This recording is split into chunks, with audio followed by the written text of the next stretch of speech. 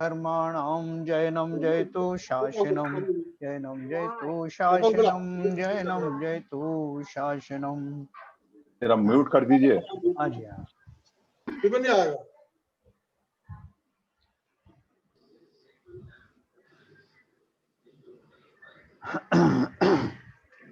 तो हम पढ़ रहे थे, देखो हमने दो टॉपिक जो है बहुत अच्छे पढ़े अभी जो लास्ट में पढ़े हैं। तो ध्यान के बारे में काफ़ी हमने विस्तार के साथ पढ़ा, और भी बहुत विस्तार हो सकता है। तो ध्यान के बारे में जो साहित्य है हमको सौभाग्यवश काफ़ी उपलब्ध हुआ है। उसी तरह संलेखना जो टॉपिक हम पढ़ रहे हैं उसका भी काफ़ी लिटरेचर अवेलेबल है। तो उसमें से कुछ थोड़ा जो कुछ अपन यहाँ पढ़ सकते हैं, संक्षेप भी नहीं कह सकते, बहुत विस्तार भी नहीं कह सकते, बीच का वो अपन पढ़ेंगे। तो कल हमने पढ़ा था ये पेज नंबर 304 के ऊपर में, 304 पेज का सबसे आखिर जो पैराग्राफ था वो हमने पढ़ा था, दोबारा पढ़ेंगे इसको, छोटा सा है। सबको इस प्रकार संबोधता है, भो मेरे साथियों मैं तुम सबका बहुत आभारी हूँ। ये कौन बोल रहा है? जो संलेखना के लिए उद्यत हुआ है वो व्यक्ति, उसकी जो है मन की भावना है, वर्णी जी ने व्यक्त की है कि वो किस तरह का चिंतन करता है। सबको इस प्रकार संबोधता है, भो मेरे साथियों मैं तुम सबका बहुत आभारी हूँ।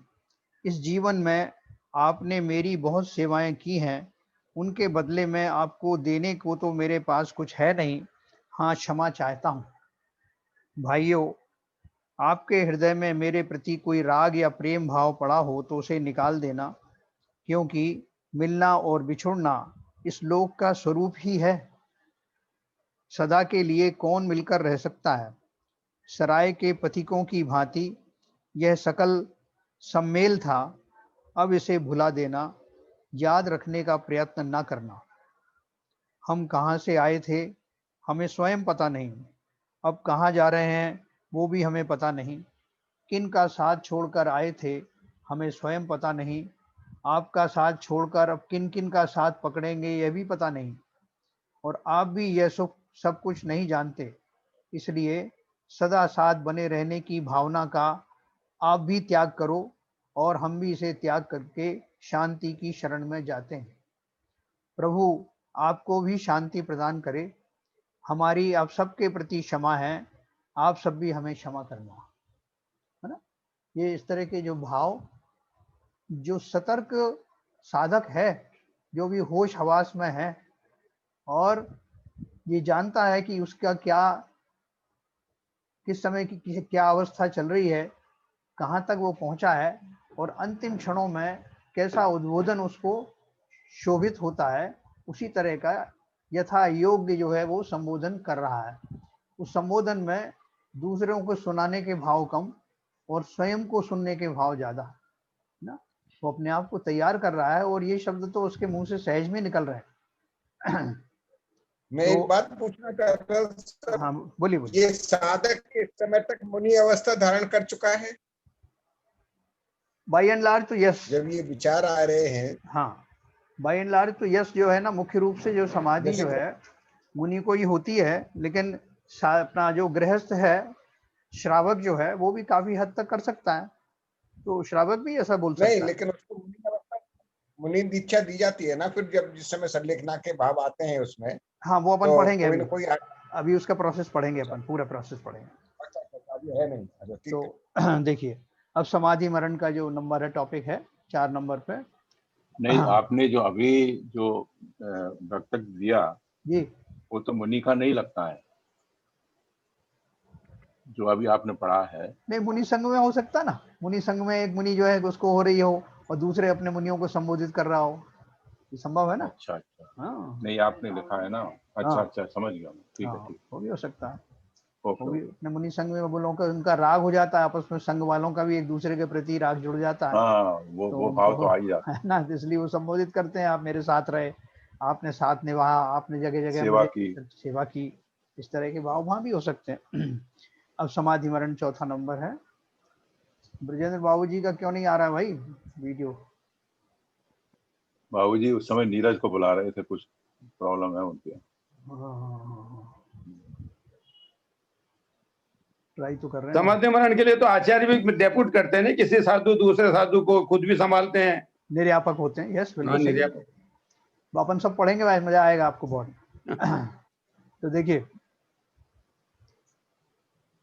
बाबू जी का वीडियो भी ऑफ है, वीडियो ट्राई कर रहे हैं, बार बार आ रहा है थोड़ा, ऑडियो भी ऑफ है, क्योंकि वो जब तक वो पार्टिसिपेट नहीं करेंगे वो पूरा आनंद मिलेगा नहीं अपन को। मजा नहीं आएगा। जय जैन साहब। जय जिनेन्द्र, कहाँ जय प्रभु जिनेन्द्र, जय अंतर्धान हो जाते हैं बीच बीच में। अरे यार चक्कर ये है, जी, कभी मेरे बेटे ने एक वो लिया है, ये आईपैड, हाँ हाँ, एक वो टैबलेट लिया है वो सैमसंग का, अच्छा, उससे उस पर मैं ज्वाइन करने की कोशिश कर रहा था, हाँ, तो 2 दिन मैं कोशिश की, मैं ज्वाइन नहीं कर पाया। अच्छा, और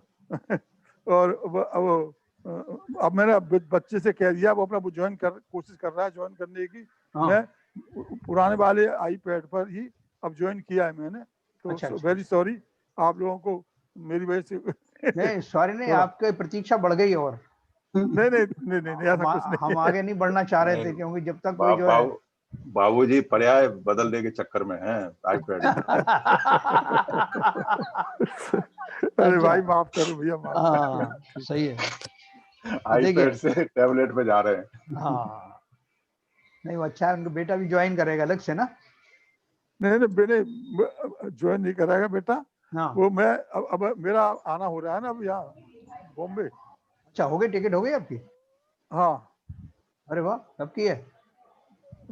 मैं यहाँ से चलूंगा 24 नवंबर को ओके, और बाबूजी 26 की वैक्सीन सुबह लेके आ आना। जाऊंगा। सुनिए बाबूजी, आप जब हाँ वहां जी। से आएंगे वैक्सीन हाँ। लेके आना हिंदुस्तान में। बिगर अरे वैक्सीन के बेटा, मानने नहीं देंगे आपको। वो रख ली होगी अरे जेब में बेटा यहाँ उन्होंने पहले। वैक्सीन कहाँ है? ये तो यहाँ ये ट्रम्प जो है इस समय खुड़ा खुड़ा डोल रहा है कि मेरी वोटिंग के चक्कर में से होश अपना ही नहीं है, वैक्सीन कहाँ जाएगा। खुद के लिए वैक्सीन नहीं लगा पा रहा। हाँ, खुद ही नहीं वो जो बैडिन है, वो जॉय बैडिन। नहीं बाबूजी, तो हमें अपने क्या नाम से गो बैक के नारे लगवाने पड़ेंगे एयरपोर्ट पे आपको। मेरे देश से कोई गो बैक तो कह ही नहीं सकता मुझे, वो मेरा देश है। नहीं, वहां लगवा देंगे अमेरिका में। हाँ। चलिए, तो देखो अपना बहुत अच्छा सुंदर टॉपिक चल रहा था कि समाधि मरण के लिए उद्यत जो व्यक्ति है, चाहे वो उत्कृष्ट श्रावक हो या मुनिराज हो, तो वो अपने या तो संघ के और जो उनके संघ के घटक हैं उनको संबोधित कर रहे हो, या जो श्रावक है वो अपने गृहस्थ जनों को, साधर्मी जनों को या बंधु बांधवों को एड्रेस कर रहे हो। उस समय अंतिम भाव में, जैसे अपन ने कल पढ़ा था ना, कल अपन ने डिस्कस किया था कि वो SSY नाम का हम लोगों ने एक ध्यान किया था, उसमें वो माता जी के नाम पे चिट्ठी लिखवाते थे। तो वो इमोशन सारे अंतिम समय में आ जाते हैं, और उस समय आदमी दूसरे की गलती नहीं, स्वयं की गलतियां देखने लगता है। वो भाव विभोर होकर के वो सब चीजें जो उसने गलत की हैं अपने पूर्व उसमें, मतलब इस अवस्था के आने से पहले। आवाज जा रही है आपकी बार बार। अरे नहीं जा रही है। जा रही है सर। अरे हमें सुनने बीच में रुक रही है। जा तो नहीं सकती है, क्योंकि वो सारा सिस्टम तो वैसे ही चल रहा है। नहीं, रुक जाता है वीडियो। भाई और लोगों को लग रहा है क्या? नहीं, मुझे तो नहीं लगा भैया। नहीं, इनको पूछे ना, ललित कुमार जी। शायद सिविलियन साहब का इंटरनेट थोड़ा फ्लक्चुएट हो रहा है। आपकी आवाज बराबर आ रही है। खराब ही है। वो भैया तुम ठीक रहो, बने रहो अपने जैसे, आवाज चलती रहे भैया जब तक हम हैं। तो देखिए, तो समाधि मरण में वो सिविलियन साहब अंतर्धान होगा, इसलिए ठीक कर रहे हैं अपना, अपना कर रहे हैं। नहीं, मैं हूँ, सुन रहा हूँ, आप चालू रखिए। ओके।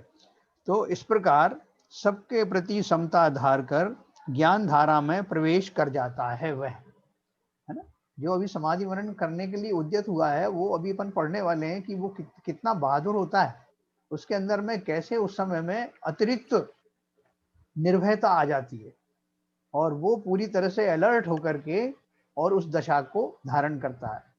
अपन उसकी बात कर रहे हैं जो विधिवत और प्लान्ड वे में जो है, जो जिसने संलेखना धारण की है, प्लान्ड वे में, बस अनप्लान्ड भी हो सकता है। इस प्रकार सबके प्रति समता धार कर ज्ञान धारा में प्रवेश कर जाता है वह न रह जाती है उसे जीने की भावना, न मरने की इच्छा, न जीने के प्रति आकर्षण, न मरने के प्रति भय, शरीर के प्रति न राग न द्वेष।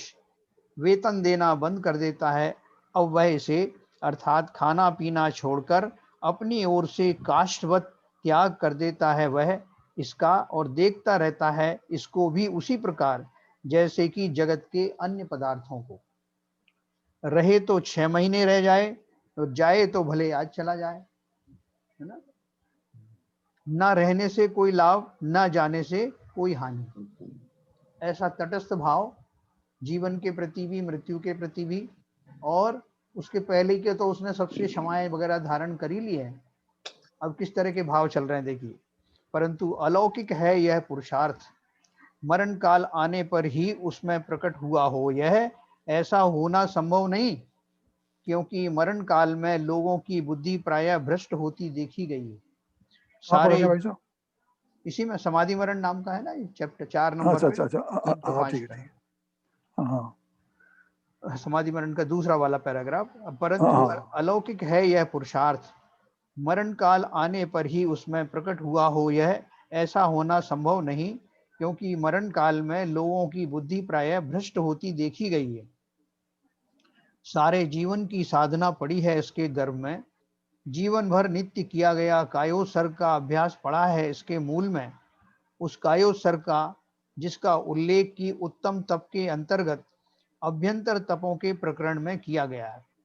तात्पर्य यह है कि कोई यह समझे कि सारे जीवन तो स्वच्छंद रहूं और अंत समय में समाधि मरण धर के अपना कल्याण कर लूं, यह संभव नहीं। जीवन पर्यंत समाधि मरण की भावना से जीना होता है उसे। समाधि का अर्थ मनः समाधान, अर्थात समता, और मरण का अर्थ देह का सहज त्याग है। जो मरण की जो परिभाषा है, वास्तविक परिभाषा है, जो अपन अक्सर चर्चा करते रहते हैं कि मरण क्या है। चंद परमाणु जिनसे आपका शरीर का निर्माण हुआ है, स्कंद बना है, उन परमाणुओं का डिसइंटीग्रेट हो जाना, आपको छोड़ करके बिखर जाना, कहीं और अन्यत्र जाकर किसी और शरीर की रचना में सहयोग देना, इसे हम मरण कहते हैं। वास्तव में तो ये भी मरण नहीं है, क्योंकि वो मरे नहीं ना, वो परमाणु भी दूसरी जगह चले गए, माइग्रेट हो गए, दूसरे शरीरों के, दूसरे स्कंदों के निर्माण में काम आएंगे। कहाँ मरे वो? ना वो मरे ना हम मरे। लेकिन ये जो रहस्य है कि मरा कौन, वास्तव में कोई भी नहीं मरा। यहां तक कि जिन जीवों के राग द्वेष आदि के भाव हैं वो भी नहीं मरे। है? तो अपन बात कर रहे हैं उन साधुओं की या उन महान आत्माओं की जिन्होंने संलेखना धारण किया है। उनको ये रहस्य अच्छे से समझ में आता है कि शरीर का त्याग होना एक स्वाभाविक प्रक्रिया है, जो आयु के अंत में अपने आप ही अलग हो जाता है। एक चीज की एक्सपायरी नहीं होती, तो एक्सपायरी है ये। पुद्गल की तो होती है ना सब, पुद्गल की एक्सपायरी तो होती है, जीव की नहीं होती, आत्मा की नहीं होती है। हाँ, तो अपन वो उसी की बात कर रहे हैं, क्योंकि हमारा मरण तो होना ही नहीं है। मरण तो शरीर का जैसे हमसे अलग होना है, तो वो कब अलग होता है? जब उसकी एक्सपायरी डेट आ जाती है। मैन्युफैक्चरिंग डेट तुमको मालूम रहती है ना, उसको मनाते रहते हैं बार बार, 5वां जन्मदिन, 10वां जन्मदिन, 15वां जन्मदिन है, वो हमें मालूम है ना प्रोडक्शन की डेट। और ये जो एक्सपायरी की डेट है हमें मालूम नहीं रहती, लेकिन फिर भी विद्वान जानते हैं कि जो उत्पन्न हुआ है उसका नाश भी निश्चित है। तो इसलिए शरीर जा रहा है तो सहज में ही उसको एक्सेप्ट करना कि अच्छा भाई अब वो दिन आ गया, है ना। जब बिछुड़ने का दिन आता है, सब लोग कहते चलो भाई अब वो दिन आ गया बिछुड़ने का, तो ऐसे ही बिछुड़ने का दिन आया, इसको बिल्कुल सहज में क्यों ना लिया जाए। ये है उनका, त्यागियों का, सन्यासियों का इस तरह का भाव। और हम उसमें जो है, जो बीच में जो रागी द्वेषी बहुत ज्यादा है, वो अब ये चला, अब ये जा रहा है, अब मैं जा रहा हूँ अकेला और शरीर जा रहा है, या मैं ही मर रहा हूँ, ऐसे तरह तरह के विकल्प हमें आते ना, क्योंकि हम अभी तक सहज हुए नहीं है शरीर को लेकर कि ये क्या है। जैसे और दूसरे वस्तुएं हमारे साथ आती हैं और बिछड़ जाती हैं, ऐसे ही शरीर भी है, तो इसको बहुत सहज में लेते हैं वो। तो अभी क्या बोल रहे हैं, तात्पर्य है कि कोई यह समझे कि सारे जीवन तो स्वच्छंद रहूं और अंत समय में समाधि मरण धर के अपना कल्याण कर लूं, यह संभव नहीं। जीवन पर्यंत समाधि मरण की भावना से जीना होता है उसे। समाधि का अर्थ मनः समाधान अर्थात समता और मरण का अर्थ देह का सहज त्याग। अभी देखो इसका मतलब है शुरू से ही हमको इस शरीर के प्रति ममता जो है, मोह जो है, उसे धीरे धीरे समाप्त कर देना चाहिए। क्या? बिल्कुल करना चाहिए। शुरू अपन से करने ही वाले हैं अभी। शुरू से ही प्रैक्टिस करना चाहिए। अभी अपन हाँ, और नहीं, अपन जो इसमें है क्या पूर्वजन्म के संस्कार भी आते हैं।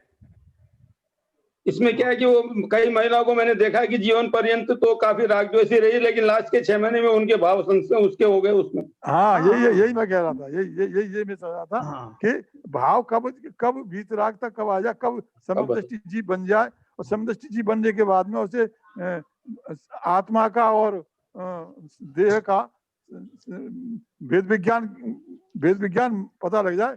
कब क्या समय क्या मालूम है। तो देखो बीच में एक बार जो बहस चली थी ना कि आत्महत्या के दोष में जो है लोगों ने जैनियों के ऊपर में बहुत सारी बातें करी थी, तो वो सब आप लोगों को मालूम है, आंदोलन जैसा चला था। तो यहाँ भी मरनी जी ने वो टॉपिक लिया है, यह आत्महत्या नहीं। लौकिक मानव बेचारा क्या समझे इस गर्जना के मूल्य को। वह तो ठहरा शरीर का उपासक, उसकी दृष्टि में शांति का कुछ मूल्य नहीं। शरीर ही उसका सर्वस्व है। शरीर गया तो उसका सब कुछ चला गया, बल्कि शरीर क्या उसके लिए तो शरीर की अपेक्षा भी धन अधिक प्रिय है। ये जनसाधारण की बात चल रही है। धन गया तो सब कुछ गया है, जबकि अपन को क्या बोलते हैं कि wealth is gone, nothing is gone, health is gone, something is gone, और when character is gone everything is gone. तो उसी थीम के ऊपर में ये है कि शरीर गया तो सब कुछ चला गया, बल्कि शरीर क्या उसके लिए तो शरीर की अपेक्षा भी धन अधिक प्रिय है। धन गया तो सब कुछ गया, उसके पीछे खाना नहाना आदि सब कुछ गया, मानो पागल हो गया। और अंत में वही मृत्यु की गोद जहां जाकर सबको विश्राम मिल जाता है। धन के पीछे खाना नहाना छोड़कर या अरुचि पूर्वक जबरदस्ती थोड़ा बहुत खाकर पागलों की भांति बराबर शरीर को क्रश करता हुआ एक दिन मृत्यु से आलिंगन कर लेता है, तब तो मानव उसे आत्महत्या नहीं कहता, परंतु ये बोल रहे हैं कि आत्महत्या का जो रहस्य समझो। जिसने उस धन को जो चला गया किसी कारणवश, किसी द्वारा ठग लिया गया या कहीं लॉस वगैरह हो गया है, उस धन के जाने में उसको इतना संताप हुआ, इतना शौक लगा कि धीरे धीरे घुलते घुलते उसका शरीर का ही त्याग हो गया। तो बोले कि इसको आत्महत्या लोग नहीं मानते, जबकि आत्महत्या इसको मान रहे हैं। किसको? परंतु जब एक शांति का उपासक अपनी शांति की रक्षा के अर्थ प्रसन्नता पूर्वक शरीर से उपेक्षा धारण करके मृत्यु का सत्कार करने जाता है, तो उसको वह आत्महत्या कह देता है ना। फिर देखो, देख एक वीर योद्धा का आदर्श यदि शत्रु देश पर चढ़ाए तो अपना तन मन धन सर्वस्व होम दे अपनी स्वतंत्रता की रक्षा करने के लिए। जीऊंगा तो स्वामी बनकर, दास बनकर जीना मुझे स्वीकार नहीं। प्राण जाएं तो जाएं, और कूद पड़ता है जानबूझकर युद्ध की आग में, इसलिए कि या तो तेजवंत बनकर निकलूंगा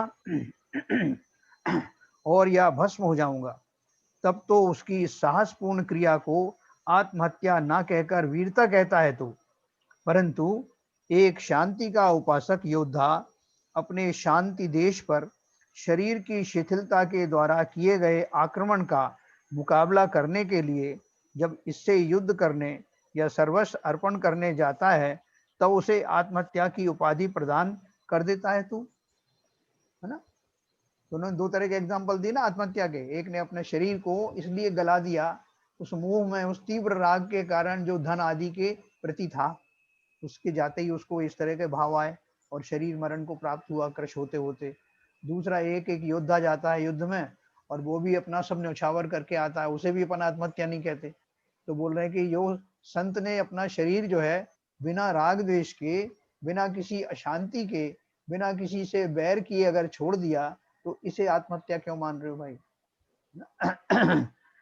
क्यों? इसलिए ना कि बाहर का देश तो तुझे दिखता है, उसमें तो तेरा कुछ स्वार्थ है, पर अंतरंग का शांति देश तुझे इष्ट नहीं है। आगे बताया, तनिक विचार कर देख तो सही कि क्या अंतर है आत्महत्या और संलेखना में। ऊपर की क्रियाओं पर से अनुमान लगाने का प्रयत्न ना कर, अंदर की भावनाओं को टटोल। ऊपर से तो निसंदेह कुछ आत्महत्या सरीखा ही लगता है, परंतु अंदर में उतार कर देखते हैं तो आकाश पाताल का अंतर पाते हैं। जिसने जैन धर्म को समझा वही समझ पाएगा इसको। हाँ, अब एक्चुअल में राजस्थान हाईकोर्ट के जो चीफ जस्टिस जिन्होंने फैसला दिया था वो उसको समझ ही नहीं पाए। हाँ, नहीं, इसके आगे अपन पढ़ेंगे अभी तो आपको मालूम पड़ेगा कि दूसरे मतावलंबियों में भी ये प्रचलित है, गीता में भी दिया उसके बारे में, अभी आपको बताऊंगा। मेरा एक क्वेश्चन है सर। बोलिए। अभी आप अभी पूछूं या बाद में पूछूं? हाँ, पूछिए, अभी पूछिए। सर आप बता रहे हैं कि जैसे शरीर, तो ये पूरी दुनिया जो सृष्टि उस शरीर के ऊपर ही तो है। हाँ, फिर शरीर के अलावा हम आज के टाइम में हर आदमी क्या करता है, शरीर के ऊपर ही अपना वो रहता है ना, उसका ध्यान। हाँ, तो आत्मा के ऊपर आदमी कहाँ ध्यान देता है? तो मत दो ना, आत्मा के ऊपर मत दो, शरीर पे ही दो। आप शरीर पे ही दो। तो सर, तो कैसे दो उसको शरीर पे, कि शरीर क्या है, शरीर क्या है इसके बारे में ध्यान दो। शरीर कैसे आत्मा से जुड़ा हुआ है, किस किस से जुड़ा हुआ है, शरीर की प्राप्ति कैसे हुई है, किन भावों से शरीर मिलते हैं, शरीर किस तरह से स्कंद बनता है, किस तरह से वो परमाणु अलग अलग हो जाते हैं, शरीर पे ही ध्यान दो आप पूरा 100%। और आप अगर जैन सिद्धांत पे ना पहुंच जाओ तो फिर कहना। जैन साहब आदमी प्रैक्टिकल में जीता है जी। वो ये देखता आज जो है वो ठीक है, मरने के बाद किसने कहाँ देखा, कहाँ आत्मा जाएगी, कहाँ किसको लेना देना है। हाँ, तो ठीक है ना, जो नहीं चाहता, जो नहीं जानता और नहीं जानना भी नहीं चाहता, उनका समाधि मरण होता भी नहीं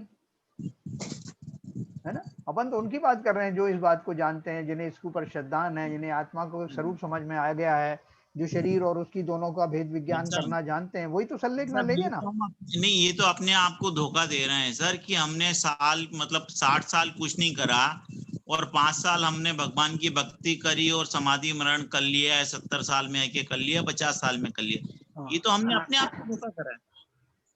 हाँ, चलो अपन पढ़ेंगे अभी थोड़ा सा। अभी आप है ना, अभी स्टेबल, कहीं अभी निकल तो नहीं रहे? हाँ, अभी कोई फोन वोन कॉल तो नहीं आने वाले ना आपके? अभी नहीं, अभी कुछ नहीं आने वाला, बंद कर दें। मैं अभी आपको ये सब चीज चर्चा करता हूं। मैं कुछ बोलूं क्या? अच्छा, बोलिए। आशीष भाई, एक बात बताओ कि आपने 60 साल तक सब कुछ किया, लास्ट के 5 साल में आप कह रहे हो कि परिवर्तन हो गया, तो ये बताओ कि आप जो है, आपका जो मूड है, दिमाग है, वो परिवर्तन शरीर से परिवर्तन आप कर सकते हो ना। आत्मा में आपको अगर ज्ञान हो जाए तो आप अपने को धारणा को बदल सकते हो ना, है कि नहीं पावर आप में? नहीं बहुत सी देखिए, आप समझिए, आप बदलने की पावर आपके अंदर है कि नहीं, ये बताओ। नहीं बाबूजी, अगर आप पेड़ लगाते हैं तो उसको भी 10-15 साल फल लगने में लगते हैं, ठीक है ना। मैं नहीं आपसे पूछ रहा हूँ, आप जो आपका शरीर है, आप अपने को आज आपने, चलो एक काम करते हैं बाबूजी, 50 साल एक 2 मिनट का इसका ये बचा हुआ है इस पुस्तक का, उसके बाद अपन वो दूसरे पे आएंगे तो मैं आपको विस्तार से चर्चा करेंगे अपन। हाँ, 2 मिनट आप थोड़ा धैर्य रखना। क्या नाम, आशीष जी। तो देखो क्या बोल रहे हैं, ये तनिक विचार कर देख तो सही कि क्या अंतर है आत्महत्या और संलेखना में। ऊपर की क्रियाओं पर से अनुमान लगाने का प्रयत्न ना कर, अंदर की भावनाओं को टटोल। ऊपर से तो निस्संदेह कुछ आत्महत्या सरीखा ही लगता है, परंतु अंदर में उतर कर देखते हैं तो आकाश पाताल का अंतर पाते हैं। संलेखनागत योगी में है सबके प्रति साम्यता, और आत्महत्यागत अपराधी में है द्वेष या क्रोध पूर्ति की भावना। योगी सबको शांति प्रदान करके जाता है और अपराधी सबको दाह उपजा कर जाता है ना। जिसने आत्महत्या की हो उसको तरह तरह के तकलीफ, उसने तो सही, उसके आसपास पे उसके परिवारजन भी पकड़ में आ जाते हैं कि इसने आत्महत्या क्यों की, तुमने उकसाया क्या, तुमने इससे कलह की क्या, कोई सुसाइड नोट छूटा क्या, वो सब बातें आती हैं।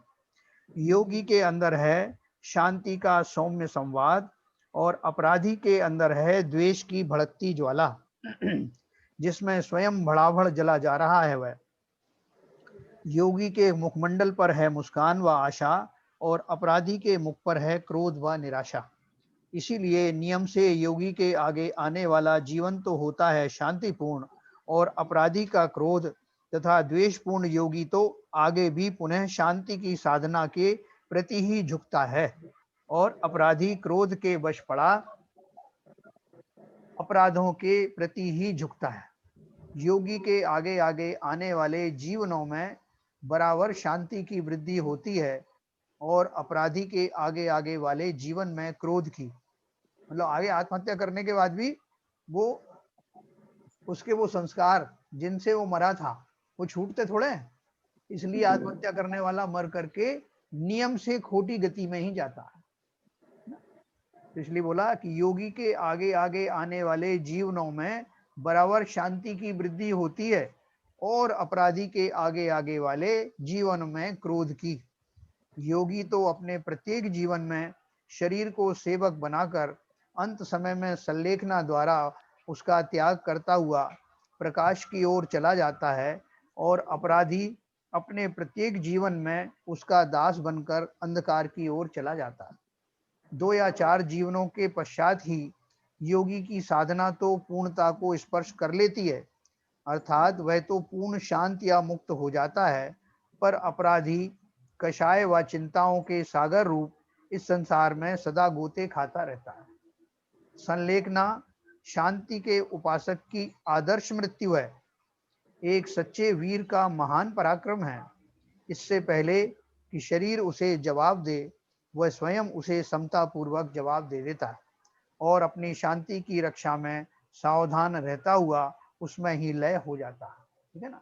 ये हमारा वर्णी जी ने जो संलेखना का संक्षेप में जो आपको परिचय दिया, तो मैं आपको थोड़ा सा ये एक संलेखना नाम की किताब है जो सुरेंद्र कुमार जैन भारती ने लिखी है, और जिसमें और दूसरे जो धर्म के लोग हैं उनका भी संकलन है, जिसमें उन्होंने यहीं से शुरू किया है। संलेखना सही है, आत्मघात नहीं। भगवती आराधना जैसे ग्रंथ हमारे पास हैं, उनमें बहुत विस्तार से संलेखना मरण की चर्चा की है, बहुत विस्तार से। और भी बहुत सारे ग्रंथ हैं, जैसे एक पुरुषार्थ सिद्धोपाय है, मैं उसमें से पढ़ के आपको सुनाऊंगा, बहुत अच्छा लगेगा आपको। इसके अलावा देखो, हिंदी के कवि श्री जयशंकर प्रसाद जी ने लिखा है, क्या लिखा है? कहते हैं कि इंद्रियों की शक्ति मंद होने पर, अति वृद्धता होने पर, उपसर्ग एवं व्रत क्षय के कारण उपस्थित होने पर, महान दुर्भिक्ष पड़ने पर, असाध्य और तीव्र रोग आ जाने पर, जंघाबल क्षीण हो जाने पर, धर्म ध्यान एवं कायोसर्ग आदि करने की शक्ति क्षीण हो जाने पर विद्वानों को चाहिए कि मोक्ष प्राप्ति के लिए समाधि मरण ग्रहण करें। ये किसने लिखा है? जयशंकर जी। ठीक है। बहुत सारे जो इन्होंने इसमें ये संकलन दिया है, मैं खाली 2-3 इसमें से पढ़ूंगा। देखो, एक इन्होंने और लिखा है, गीता का लिखा है, गीता में भी ये कहीं आया है।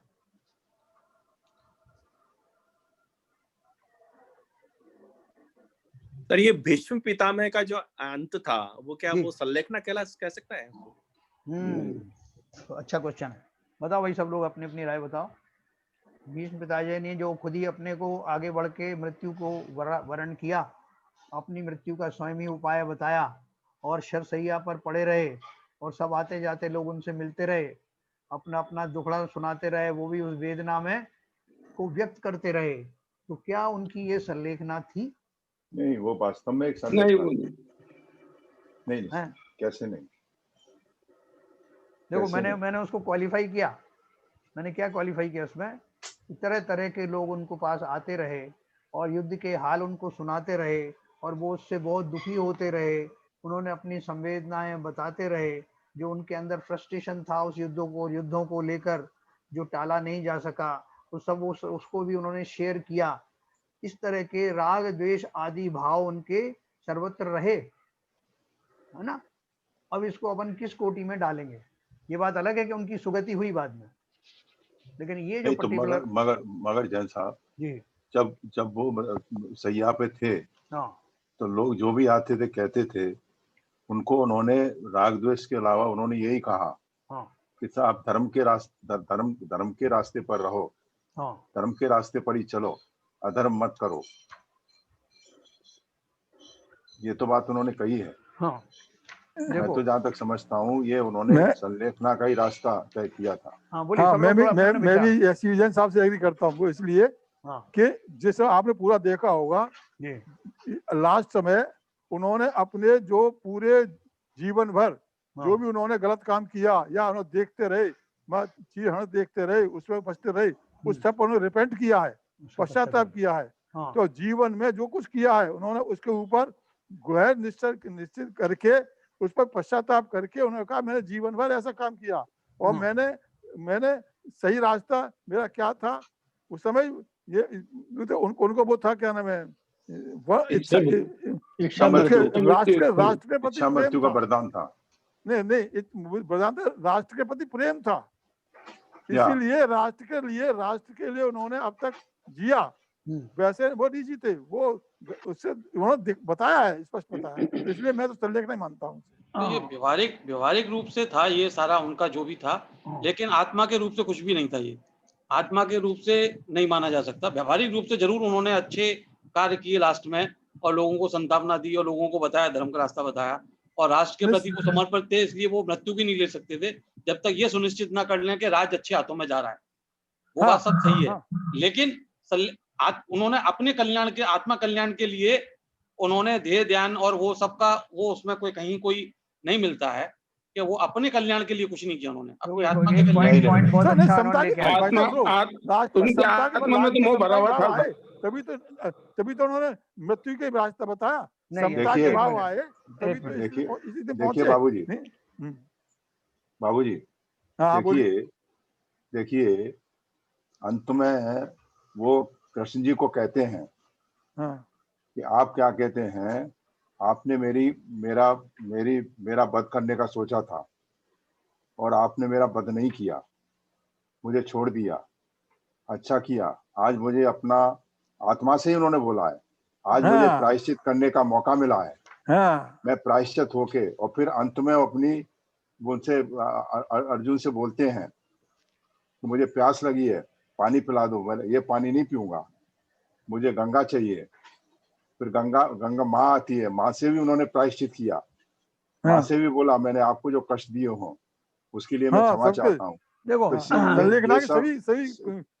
ये सब उन्होंने अपनी आत्मा से ही किया है। उन्होंने धर्म का पालन करते हुए, अपने कर्तव्य का निर्वाह करते हुए अंत तक उनकी यही भावना रही कि तुम लोग क्या कहते हैं जो धर्म के रास्ते पर हो, तुम भी धर्म के रास्ते पर आओ, धर्म की हमेशा विजय होगी और धर्म ही विजयी होगा। और मैं क्या ये एक मिनट बहन जी थोड़ा बताइए आपकी क्या राय है इस बारे में? मैंने तो देखा ही नहीं है तो मुझे आपने पढ़ा तो है, उनका कैरेक्टर पढ़ा आपने उसमें पंडा पुराण में और इसमें? हाँ वो भी बहुत पहले पढ़ा था, याद नहीं है उसके बारे में। हाँ याद नहीं है मुझे क्या था उनके कैरेक्टर का आखिर में। वैसे उनकी वो स्वर्ग में गए? नहीं याद है, बिल्कुल भी नहीं याद है, कुछ भी नहीं याद है उसके बारे में। चलो मैं अभी आपको थोड़ा चीज बताता हूँ। देखो आप सबने बहुत अच्छा विश्लेषण किया, उसमें कोई शक नहीं, लेकिन आप देखो जो उन्होंने जो महाभारत हमने देखी है, पहली बात तो जैनियों ने नहीं लिखी है, वो जैनियों ने नहीं बनाई है, उसकी पूरी पटकथा वगैरह उसका निर्माण जो है नाटकीय रूप से किया जाता है। जब सीरियल कोई बनाया जाता है तो उसमें बहुत सारी बातें घुला मिला करके बोली जाती है, लेकिन उसके ही आधार पर अपन ये निर्णय करने वाले हैं ना। उनकी वास्तविक क्या चीज हुई है वो अपन बाद में चर्चा करेंगे। देखो अगर कोई व्यक्ति उनको वो बोल रहे हैं धर्म के आचरण पर चलो, क्योंकि पांडव जो है धर्म के मार्ग पर चल रहे थे, वहां धर्म और अधर्म की व्याख्या क्या थी? धर्म अधर्म की व्याख्या और राज्य के रूप में थी कि राज्य का पालन ईमानदारी पूर्वक हो, जिसमें छल कपट आदि ना हो, भली प्रकार ईमानदारी से उसको प्रजा का पालन किया जाए, ये धर्म का मार्ग माना गया व्यवहारिक। और उसी की उन्होंने उपदेश दिया कि जो कौरव थे वो बहुत ज्यादा लालसा में थे, अपना उसका राज्य अभिलाषा में थे, उस तरह के छल कपट आदि भी किए, और उसने छल से इसको मार दिया, उसने उसको मार दिया। ये सारी जो चर्चा थी इसी संदर्भ में हो रही थी धर्म और अधर्म सिर्फ इसीलिए, धर्म और अधर्म में जैसा शैलेंद्र जी ने कहा वो आत्मा का टच कहीं नहीं था। मरते वक्त अगर मैं प्रलाप करूं कि यार मैंने ये गलती करी और उस शोक से मैं मर जाऊं तो समता कहाँ आई? ये भी एक तरह का द्वेष है, लंबे समय तक प्रलाप करना और उस बात को बोलना कि अगर मैं ऐसा करता, मैंने जो मंडप में ये होने दिया, जिन्हें इसका पता ही नहीं है, भेद विज्ञान नहीं पता शरीर का, जिसे कर्म सिद्धांत नहीं पता कि द्रौपदी का चीरहरण हुआ तो उसके अपने कुछ भाव थे, उसके अपने कुछ कर्म थे, और कौरवों ने जो कुछ किया उनके अपने कर्म थे, युधिष्ठिर ने जो किया अपना कर्म था और मेरा जो था वो अपना कर्म था। जिन्हें कर्म सिद्धांत का ज्ञान नहीं होगा वो विफल हो जाएंगे एक एक घटना को याद करके। यहाँ तो संलेखना में उन भावों से निवृत्ति हो रही है कि संसार में जो भी जीव आता है अपने अपने कर्मों के वशीभूत आकर के करता है, लेकिन कितना जो है अनजान है वास्तविक रहस्य से कि कैसे शरीर धारण होता है, कैसे मृत्युएं होती हैं, कैसे कैसे राग मैंने किए, हजारों बार ये राज सत्ता मिली, परिवारजन मिले और हर बार सब अपने अपने चले जाते हैं। ये चिंतन चल रहा है या संलेखना में? वहाँ ये नहीं चल रहा कि दुर्योधन ने किसको दगा दिया और किसने लाख महल में आग लगा दी और मैंने जो है वहां पे मंडप में कुछ नहीं बोल पाया और उसका ये चीरहरण हो गया और मैं भी कुछ बोल पाता और तब ये नाश नहीं होता। ये सारे प्रकल्प राग और द्वेष की जाति के ही हैं। मैं ये नहीं बोल रहा हूँ कि उनकी क्या सुगति हुई या नहीं हुई, अभी उसकी बात नहीं कर रहे हैं। जो अपन ने वहां जो देखे दृश्य उसको आप बिल्कुल इतना, अपन ने जो धर्म पढ़ा उसके संदर्भ में आप सोचें कि क्या ये राग द्वेष नहीं था, क्या इस तरह का प्रायश्चित नहीं है। ये काहे का प्रायश्चित है? ये प्रायश्चित अपनी उनका, एक मिनट, ये जो प्रायश्चित है, बात तो सुनिए आप, ये प्रायश्चित तो अपनी भूमिकाओं का निर्वाह कर ना पाने का पश्चाताप था कि मैं भीष्म में था, मैं चाहता तो तुम्हें वहीं रोक देता, मैं राजा को तभी रोक देता। ये उस तरह के पश्चाताप है। ये पश्चाताप ये नहीं है कि मैं तो आत्मज्ञानी हूं, मैं तो आत्मा हूं, मैंने कहा इन राग देशों में फंसा रहा। ये पश्चाताप, ये लौकिक पश्चाताप से आपकी मुक्ति नहीं होने वाली कि मैंने गलती करी, मैं परिवार के काम आया होता, मैं युद्ध में ये कर देता, मैं धनुष चला देता तो उसको उस समय राजा को चुप कर देता। ये पश्चाताप है प्रायश्चित का? ये प्रायश्चित तप है क्या? ये तो लोकल प्रायश्चित है कि अगर मैं उस समय तीर चला देता, उस समय उसकी जवान खींच लेता तो ये बात नहीं होती। ये क्या है? ये सारी लौकिक बात है, सांसारिक बातें हैं। इसमें मुक्ति की बात कहाँ आई? जिस जाति की, जिस लेवल की समता की बात हम कर रहे हैं, जो वो छपक उस मुद्रा में, उस अवस्था में धारण करता है, उसमें ये इतनी तीव्र राग और द्वेष की बातें आए तो संलेखना होगी नहीं। हमने इतने दिनों से अभी यही तो पढ़ा, हम उस राग को वैसे भी जो समाधि मरण होता है तो उसके लिए तो सम्यक दृष्टि होना बहुत आवश्यक है। सम्यक दृष्टि का ही समाधि मरण होता है वास्तव में। तो उसमें भी मुख्य रूप से 5वें और 6ठे गुण स्थानवर्ती का सम्यक दर्शन के, जो सम्यक दृष्टि नहीं है उसका समाधि मरण, वो भले ही समता के भावों से मरे लेकिन वो समाधि मरण नहीं कहलाता। हाँ, ये मान सकते हैं, ये बात तो सही है, वो तो मानना ही है आपको इसकी। अपन तो इन भावों की बात कर रहे हैं जो जिस समय वो एक्सप्रेशन उन्होंने किया, क्या वो समाधि मरण के भाव थे? अपन इतने दिन से राग द्वेष की चर्चा कर रहे हैं, राग द्वेष के भावों को समझ रहे हैं, तो क्या ये राग द्वेष की श्रेणी में नहीं आते? नहीं, बहुत अच्छे से समझिए इस बात को। इसमें मतलब किसी के ऊपर वो नहीं कर रहा हूं, लेकिन हमको अपने जीवन में ये रहस्य समझना है कि जब कभी मैं समता की बात करता हूं तो समता का अर्थ ये नहीं है कि भैया 2-4 साल और जीता जाते तो पोते की शादी भी कर देता, और मुझे क्या मालूम था, मैं थोड़ा सा धन और इकट्ठा कर लेता तो उसकी शादी भी हो जाती। देखो भाई साहब, ये नहीं कहा गया, ये नहीं कह रहे सुनो भाई जी, जो सम्यक दृष्टि है और जो भेद विज्ञानी है उसे किस तरह का पश्चाताप होता है? उसे तो इस तरह का पश्चाताप होगा ना कि उसने अपनी मनुष्य पर्याय किस तरह से व्यर्थ गंवा दी। ये विज्ञानी जो है, सम्यक दृष्टि है, वो भेद विज्ञानी है। उसे जो घटनाएं कैसे घट गई, उनमें वो कैसे निमित्त बना, ये महत्वपूर्ण नहीं है। ये महत्वपूर्ण है कि उसने अपना क्या खो दिया। ये बहन जी, मेरा कहने का तात्पर्य ये है, हम यहाँ ये डिस्कस नहीं, ये बात हो रही थी कि बीच पितामह जो करे तो मैं ये नहीं कह, संलेखना का तो एक नियम है कि वो तो मुनि होते हैं, मुनि के सामने जाके लेते हैं, और वो हमारे जैन धर्म के हिसाब से तो संलेखना नहीं है। अगर अपने आप भी संलेखना ले सकते हैं ऐसा कुछ नहीं है, लेकिन उसमें दो चीजें मुख्य है ना, एक तो कषायों को क्रश करना, एक आहार पानी इत्यादि का निरंतर बराबर त्याग करना, दो चीजें। तो उसमें कषायों को, जो कषायों की कृष्णता है, तो कषायों की कृष्णता उन घटनाओं की के पश्चाताप पूर्वक नहीं है, अपने स्वभाव में आने के पूर्वक है, वो भेद विज्ञान पूर्वक है कषायों की कृष्णता। नहीं, आप सही कह रही हैं, मगर जो एस.के. जैन साहब ने जयशंकर प्रसाद जी का जो उल्लेख बताया, उसके संदर्भ में बात हो रही है।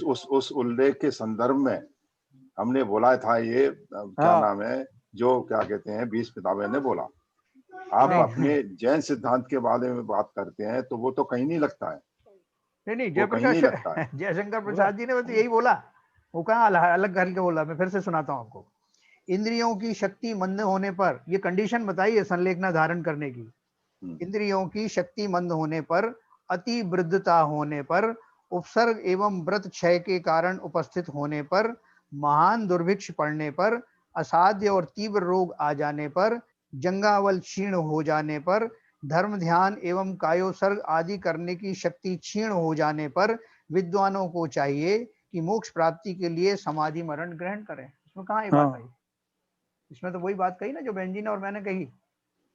ये तो कंडीशन बताई है कि संलेखना कब धारण करना। हाँ, इसमें तो वो ये बता रहे हैं, बस वो ये नहीं बता रहे समाधि मरण क्या है, इसमें तो ये बता रहे हैं समाधि मरण कब लेना चाहिए। हाँ, उसका ओकेजन बता रहे हैं।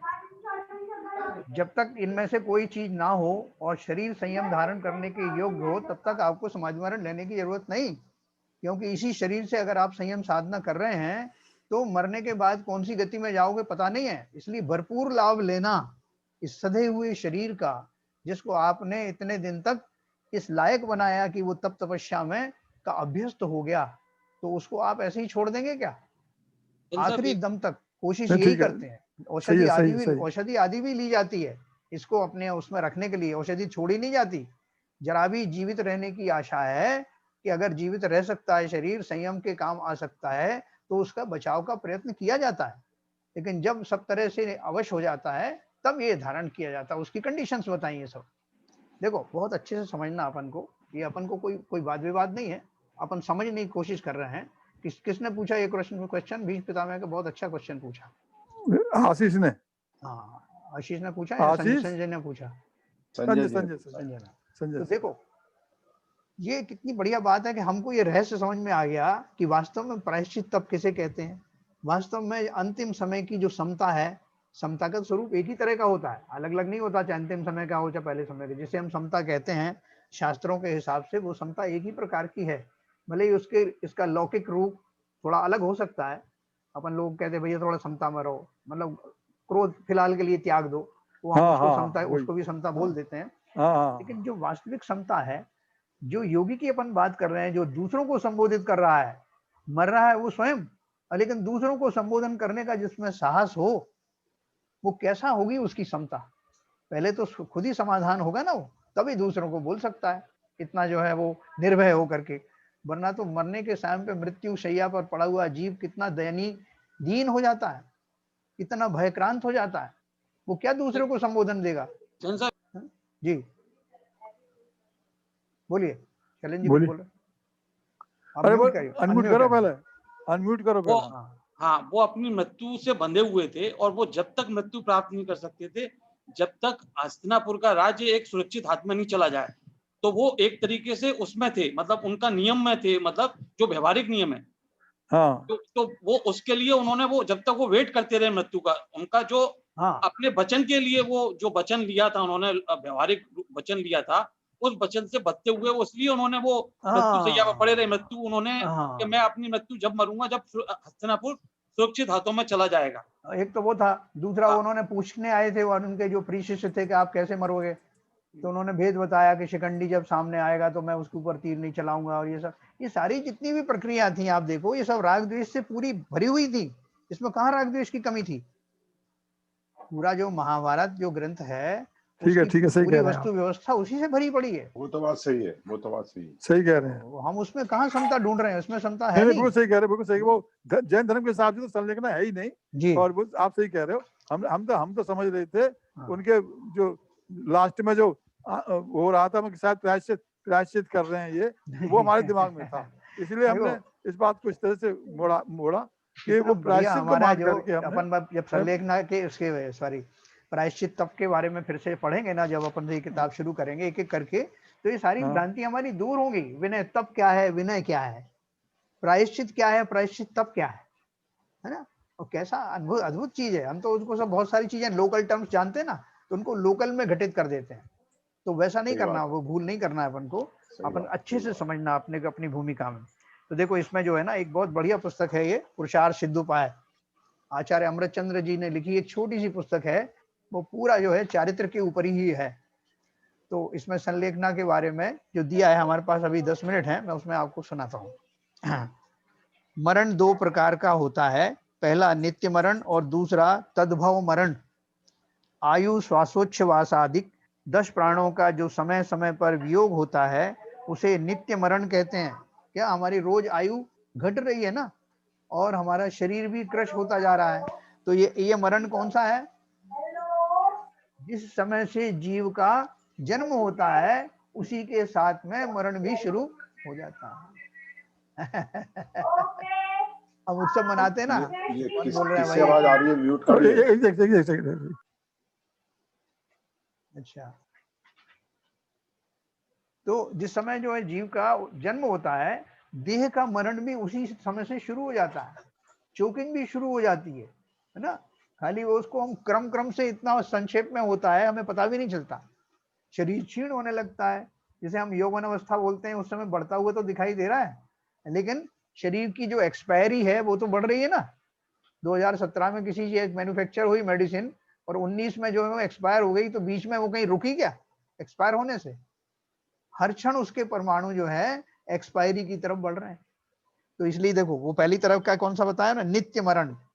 आयु श्वासोच्छ्वासादिक 10 प्राणों का जो समय समय पर वियोग होता है उसे नित्य मरण और ग्रहित पर्याय अर्थात जन्म के नाश होने को तद्भव मरण अथवा मरणांत कहते हैं।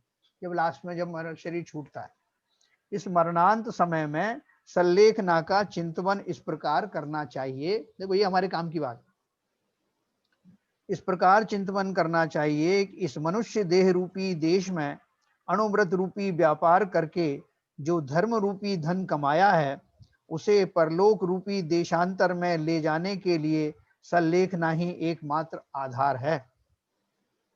जैसे किसी देश में कमाए हुए धन की यदि कोई मनुष्य वहां से कूच करते समय याद ना करे और किसी दूसरे को सौंप जावे तो उसका वह धन प्रायः व्यर्थ ही जाता है। इसी प्रकार परलोक यात्रा के समय में अर्थात मरणांत में संलेखना न की जावे और परिणाम भ्रष्ट हो जावे तो दुर्गति हो जाती। इसलिए मरण समय में संलेखना अवश्य ही अंगीकार करना चाहिए। संलेखना अर्थात संन्यास का धारण अंत काल में होता है, परंतु इस जीव की आयु प्रति समय घटती ही जाती है। इस कारण मृत्यु के पहले ही ऐसी प्रतिज्ञा कर लेनी चाहिए। सुनना, मृत्यु के पहले ही ऐसी प्रतिज्ञा कर लेनी चाहिए कि मैं मरण समय में अवश्य ही संन्यास धारण करूंगा। इस प्रतिज्ञा की अपेक्षा से उक्त संलेखना व्रत पहले से ही पालित समझा जाएगा। जैसे आपने नियम ले लिया कि मैं आजन्म ब्रह्मचर्य का पालन करूंगा, तो आप तो ये मान के चलेंगे कि मैं पालन कर रहा हूं, उसमें दोष लग जाए वो बात की बात है, लेकिन आपने जिस समय संकल्प लिया उस क्षण से ही आपका माना जाएगा कि आप उस व्रत के धारी हैं, और आपका भी फर्ज है कि उस संकल्प को अंतिम समय तक निर्वाह करना। तो बोल रहे हैं कि जीव तो पहले से ही इस तरह का संकल्प ले लेते हैं कि जब मैं मरण करूंगा तो संकल्प पूर्वक ये तय करते हैं कि मैं संन्यास सहित ही मरूंगा। ये इनकी है 176 नंबर की गाथा है और 177 नंबर की गाथा। पुरुषार्थ सिद्धोपाय बहुत सुंदर ग्रंथ। फिर आगे लिखे हैं, तो इसलिए अगर हम ये नियम ले सकते हैं, इतना साहस हमारे अंदर है, तो हम ये नियम ले सकते हैं कि मैं अपने होश और हवास में रहने पर इस समाधि मरण पूर्वक ही अपनी देह का त्याग करूंगा। आगे लिखा है, शरीर स्वभाव के विकार रूप चिन्हों से तथा शुभाशुभ सूचक निमित्त ज्ञान की शक्ति से अपना मरण काल जब निश्चित कर लिया जाता है तब ही संन्यास मरण अंगीकार किया जाता है। और इसलिए इस समाधि अवस्था में राग द्वेष मोहादिकों का अभाव होने से संन्यास लेने पर आत्मघात का दोष नहीं लगता, क्योंकि उन्होंने पहले ही राग द्वेष सब त्याग दिए। जिस प्रकार कोई बड़ा व्यापारी अपने घर में आग लग जाने से पहले तो उसे बुझाने का प्रयत्न करता है, परंतु जब बुझना अशक्य हो समझ लेता है तब वो ऐसी युक्ति को काम में लेता है जिससे उसके व्यवहार वचन में किसी प्रकार बट्टा नहीं लगना पावे। ठीक इसी प्रकार शरीर में व्याधि उत्पन्न होने पर मनुष्य उसे निर्दोष रीति से शमन करने के लिए औषध आदि का सेवन करता है, परंतु जब व्याधि से मुक्त होना अशक्य समझ लेता है, असंभव समझ लेता है, तब संन्यास धारण करता है, जिससे अपना धर्म ना बिगड़ने पावे। भाव यह है कि अंतकाल निश्चित करके धर्म के रक्षार्थ संन्यास धारण करना आत्मघात नहीं है। ठीक है ना। बहुत सारे लोगों को पहले से मालूम पड़ जाता है कि अब हमारा समय आ गया है ना। मुनियों की बात तो छोड़ दो, जन साधारण बहुत सारे समझ जाते हैं कि अब मेरा अंतकाल आ गया। वो अपने सबको बोल देते हैं कि भैया देखो ऐसा है, मैं बचूंगा नहीं, बिना बात के आप कोशिश मत करिए, बिना बात के धन मत खर्च करिए। अगर अस्पताल में है तो अस्पताल से बाहर आ जाते हैं, वो घर में ही है तो घर में भी सबको कह देते हैं, बहुत सारे समय बता देते हैं। मैंने बहुत लोगों के बारे में सुना जो कि श्रावक थे या ग्रस्त थे, वो अपना बता देते हैं कि भैया मैं 3 दिन बाद चला जाऊंगा, या मैं अभी 1 घंटे में जाने वाला हूँ। इतना उनको निमित्त ज्ञान होने लगता है। तो वही उन्होंने बताया कि अपने शरीर के चिन्हों से लोगों को पता लग जाता है, और उस समय जो बची खुची कसर है उसमें राग द्वेष के जो थोड़े देश बाकी हैं उनका भी त्याग कर देता है। तो भैया क्षमा करना, सबको मैं क्षमा करता हूँ, सब लोग जी मुझे क्षमा करें, मैंने आप सबको बहुत सताया, हमारा आपका इतना ही साथ था। और आप लोग भी इसी बात से आश्वस्त रहो कि कौन कहाँ से आया और कब चला जाएगा। ऐसे भाव उसके अंदर में प्रकट होते हैं अंतिम समय में, है ना। तो देखो आगे बात करते हैं। संलेखना जो जीव क्रोध मान माया लोभ के वश अथवा इष्ट वियोग के खेद के वश तथा आगामी निदान के वश अपने प्राणों का अग्नि शास्त्रादि से घात कर डालते हैं, उन्हें आत्मघात का दोष लगता है। जैसे पति के पीछे स्त्री का सती होना, हिमालय में गलना, काशी करवट लेना आदि। किंतु संन्यास पूर्वक मरण करने वाले को आत्मघात का दोष नहीं लगता। संलेखना धर्म गृहस्थ और मुनि दोनों का है, तथा संलेखना व संन्यास मरण का अर्थ भी एक है। इसलिए 12 व्रतों के पश्चात संलेखना का निरूपण किया है। इस संलेखना व्रत की उत्कृष्ट मर्यादा 12 वर्ष पर्यंत है। जैसे अपन ने कल पढ़ा था ना, 12 वर्ष पहले से आप ले सकते हैं 12 वर्ष का संन्यास, या तो इस बीच में जो है उनका आ ही जाता समय, नहीं तो फिर वो जो जैसा फिर मुनि या निर्यापक बताते हैं उस हिसाब से वो अपना बढ़ाते हैं। इस संलेखना व्रत की उत्कृष्ट मर्यादा 12 वर्ष पर्यंत है, ऐसा वीर नंदीकृत यत्नाचार में कहा है। जब शरीर किसी असाध्य रोग से अथवा वृद्धावस्था से असमर्थ हो जावे, देव मनुष्यादिकृत कोई दुर्निवार उपसर्ग उपस्थित हुआ होवे, किसी महादुर्भिक्ष से धान्यादि भोज्य पदार्थ दुष्प्राप्य हो गए हों, अथवा धर्म के विनाश करने वाले कोई विशेष कारण आ मिले हों, तब अपने शरीर को पके हुए पान के समान तथा तेल रहित दीपक के समान अपने आप ही विनाश के सन्मुख जान संन्यास धारण करें। यदि मरण में किसी प्रकार का संदेह हो तो मर्यादा पूर्वक ऐसी प्रतिज्ञा करे, यदि इस उपसर्ग में मेरी मृत्यु हो जाएगी तो मेरे आहार आदि का सर्वथा त्याग है, और यदि कदाचित जीवन अवशेष रहेगा तो आहार आदि को ग्रहण करूंगा। यह संन्यास ग्रहण करने का क्रम है ना। ये सारे क्रम हम पढ़ेंगे, एक भी छोड़ने वाले नहीं, क्योंकि पता नहीं फिर कब संन्यास पढ़ने को मिले, है ना। भले ही हमको 1 दिन और लगेगा इसमें, अभी तो समय होने वाला है। थोड़ा सा कल जो है और पढ़ेंगे इसमें, बहुत सुंदर तरह से लिखा है इसमें, और बढ़िया कैसे किस सीक्वेंस में जो है क्या क्या छोड़ना, वो सीक्वेंस भी हम पढ़ेंगे। बहुत सुंदर बात है ये, क्योंकि हम सबको अवश्य ही संन्यास पूर्वक ही शरीर का त्याग करना है। तो जब त्याग करना है तो उससे पूरी तरह से परिचित हो, अपने आप को आज से और अभी से तैयार करना। साहब एक थोड़ा कुछ बोलना चाहता हूँ मैं। हाँ बोलिए बोलिए। अभी कल मेरे साढ़ू के पिताजी की डेथ हुई जी, और वो काफी धार्मिक व्यक्ति थे, पंडित बोलते थे उनको। तो पंडित कैलाश चंद जी थे, तो वो सब जगह जाके शास्त्र वगैरह पढ़ाते थे, सब काम करते थे। तो उनकी उम्र मेरे ख्याल में 82, 83, 84 करीब थी जी। तो 2 साल पहले काफी बीमार रहे थे, तो ठीक हो गए थे, मतलब दिमाग में कुछ उनके ट्यूमर हो गया था, तो वो निकलवा दिया था, तो अच्छे से चल फिर रहे थे। ये कटनी वाले तो नहीं? कटनी हाँ, वाले थे वो अभी आज सूचना आई है, वो उसमें अशोकनगर के थे। अच्छा, ओके। तो अभी क्या हुआ कि जैसे ही उनकी तबीयत खराब हुई एकदम, तो उनको लेके सीधे हॉस्पिटल भागे। तो हॉस्पिटल में जाते ही उनकी मृत्यु हो गई आधे घंटे में। अच्छा।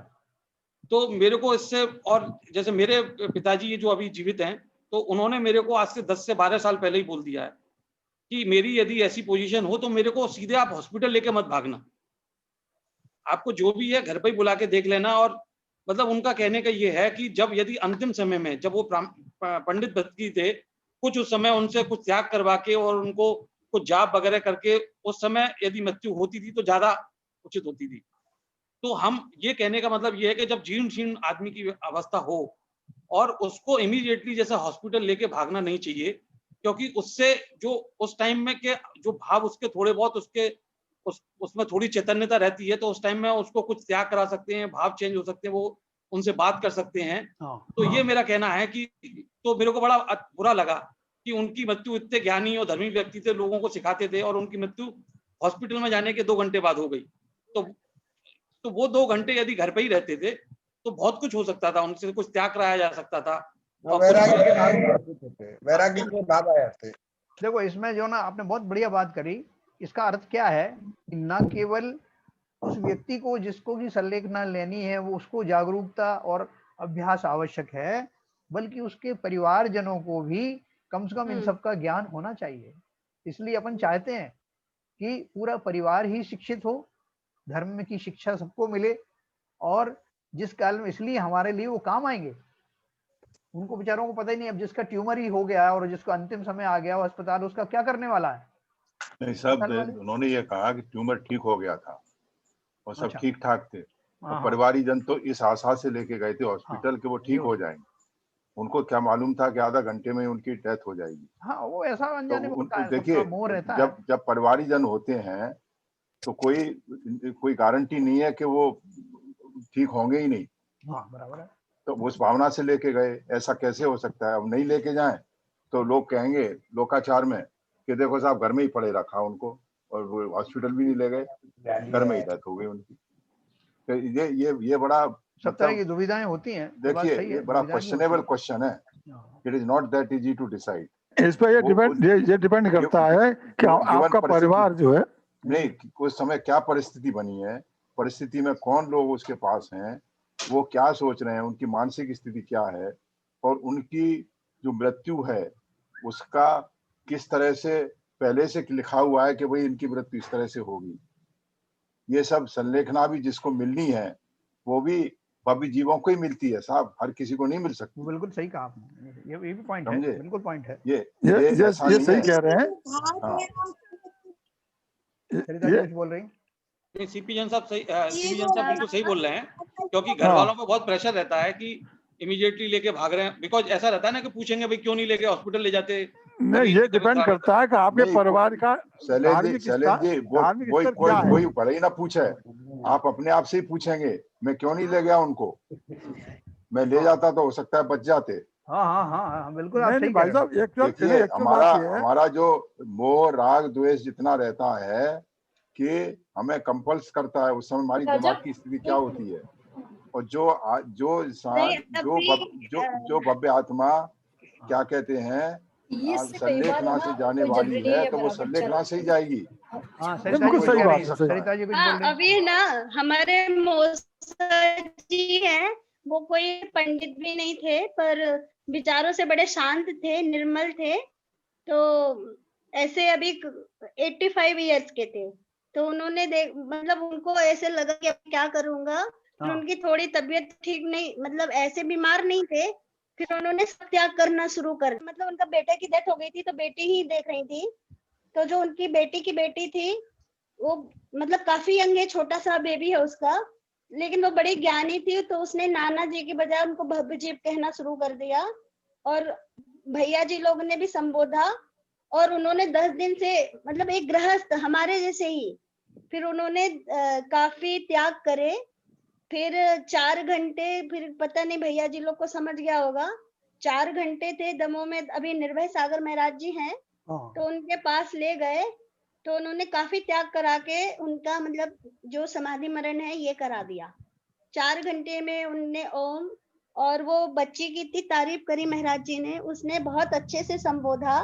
मैंने उससे मंगाया कि भाई तुम अपना संबोधन यहाँ भेजो, ताकि भाई अपन को भी कभी, ये समय तो सबके साथ आना है ना, तो हम इतने सचेत रहे कि अब हमें ऐसा ही, मतलब हमने 2 मौतें ऐसी देखी कि जैसे उन्होंने इसे बहुत पूजा पाठी नहीं थे, एक मेरी सास और एक मेरे मौसा जी, लेकिन वो विचारों से काफी निर्मल थे, क्रोध वगैरह नहीं आता था। तो हमें सबसे लगता है कि भावों को और अपने को इस समय संभालना चाहिए। एक्चुअल में भाई साहब, ये चर्चा अपन कल और जारी रखेंगे। एक्चुअल में भाई साहब, एक्चुअल में बताऊंगा आपको, आपके घर का धार्मिक स्तर क्या है। हाँ, एक्चुअल ये सब में डिपेंड करता है। नहीं, एक पॉइंट आपने दिया, और ये सीबी जन साहब ने एक पॉइंट दिया। आपके बच्चे आपको ऐसे नहीं छोड़ सकते कि आपको मान लीजिए जैसे बता रहे थे, ये सैलन जी बता रहे हैं ना, तुरंत ले गए। अब बताइए, अब उसके अपने माँ बाप के प्रति कितना उनको मोह है या कितना वो है, और बच्चों का स्टैंडर्ड क्या है। बच्चे तो केवल हॉस्पिटल के जानते भी नहीं कुछ, नहीं, उनका कर्तव्य ले जाना उनका साहब, उनका कर्तव्य है उनका। तो इसलिए और ये जो शिवजन साहब कह रहे हैं, सेवा भाव से अगर वो कर्तव्य पालन नहीं करेंगे, वो आत्माएं अलग होती हैं, उनके धार्मिक विस्तार होते हैं, वो तो पुण्य कर्म पहले से उनका पुण्य कर्म होता है, जो संलेखना से जाते हैं उनके पुण्य कर्म भी जोड़ मारता है। वो स्थितियां उसी हिसाब से बनती हैं। ऐसा नहीं है, सब सिंक्रोनाइज होता है एक साथ, बिल्कुल एक साथ सिंक्रोनाइज पुण्य कर्म जोड़ मारता तब संलेखना होती है। संलेखना आसान नहीं है, हर एक किसी को, कई मुनियों को नहीं हो पाती, मुनि भी संलेखना नहीं ले पाते, ऐसे ऐसे स्थितियां बन जाती हैं। संलेखना के ऊपर है, परिणाम बनाने पड़ते हैं। एक्चुअल में हमें भी अपने परिणाम स्टार्टिंग से उस तरफ मोड़ने पड़ते हैं, और जो फिर उसके बाद जब हमारा, यदि हमने वो जैसा अपना गति बंद किया, जो कर लिया, उसके हिसाब से हमारा अंतिम होता है। सही बात है। अपन इसकी चर्चा को थोड़ा कल और रखेंगे, समय हो रहा है, तो कल अपन इसको, अच्छी चर्चा है, बहुत अच्छे से अपन इसको पढ़ेंगे। अभी जिनवाणी स्तुति करेंगे। मिथ्यात्म नाश वेको ज्ञान के प्रकाश वेको आपा पर भास वेको भानु सी बखानी है। द्रव्य जान वेको बंध विधि भान वेको सो पर पिछान वेको परम प्रमाणी है। अनुभवताय वेको जीव के जताय वेको काहू न सताय वेको भवे और आनी है। जहाँ तहाँ तार वेको पार के उतार वेको सुख विस्तार वेको यही जिन वाणी है। हे जिन वाणी भारती तो है जपू दिल रैन, जो तेरी शरणा गए सो पावे सुख चैन। या वाणी के ज्ञान से सूझे लोकालोक, दो वाणी मस्तक नमो सदा देते हैं धो, सदा देते हैं धो। जिनवाणी माता की जय।